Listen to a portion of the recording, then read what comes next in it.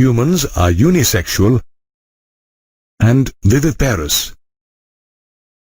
The major reproductive organs include the external genitalia, like the penis in males and the vulva in females, along with a number of internal organs including the gamete-producing gonads like the testicles in males and the ovaries in females.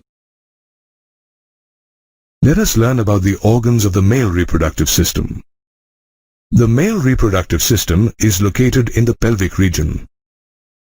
It includes the testes, accessory ducts, accessory glands, and external genitalia.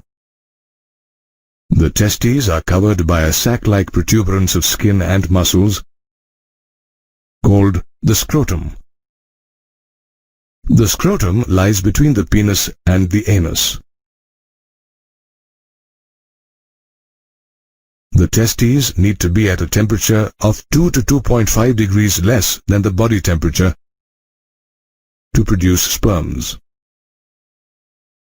Hence, the scrotum is outside the body and has a temperature lower than the body.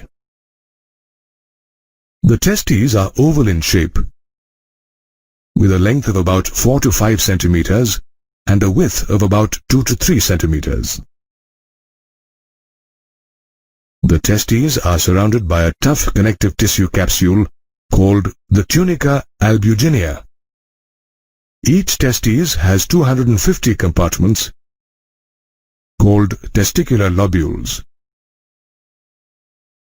Each lobule, in turn, contains 1 to 3 highly coiled seminiferous tubules.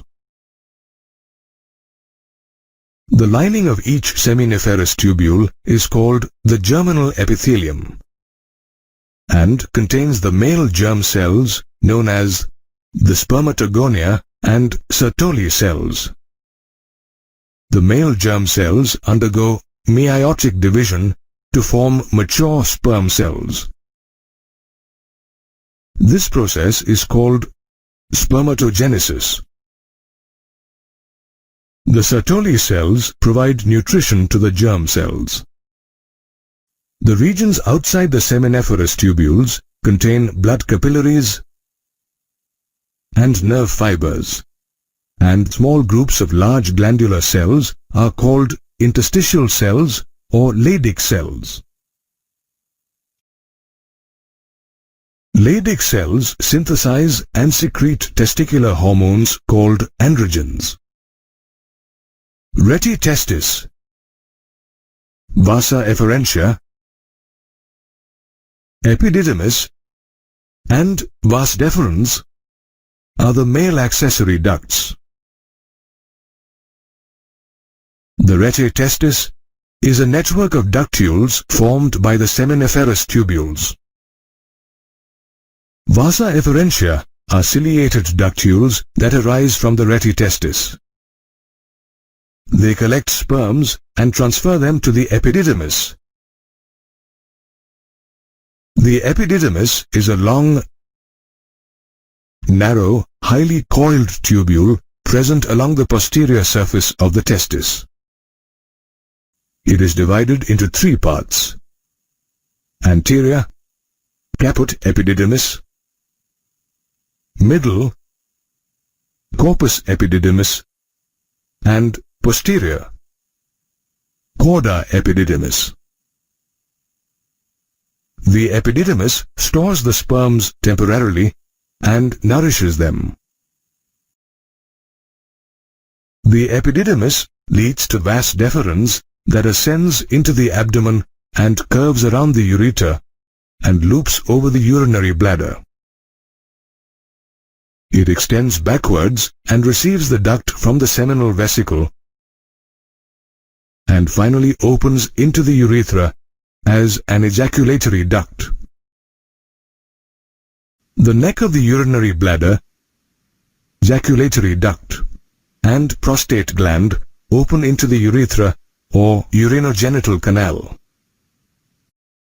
The urethra extends through the penis to its external opening called the urethral meatus or urinogenital aperture. The urethra is the common passage for urine and semen.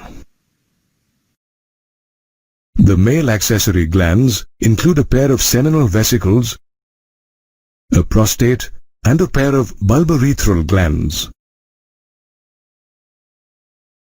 They secrete seminal fluid that contains fructose and prostaglandins. The prostate gland is present at the base of the urinary bladder around the base of the seminal vesicle. It opens into the urethra through many ducts.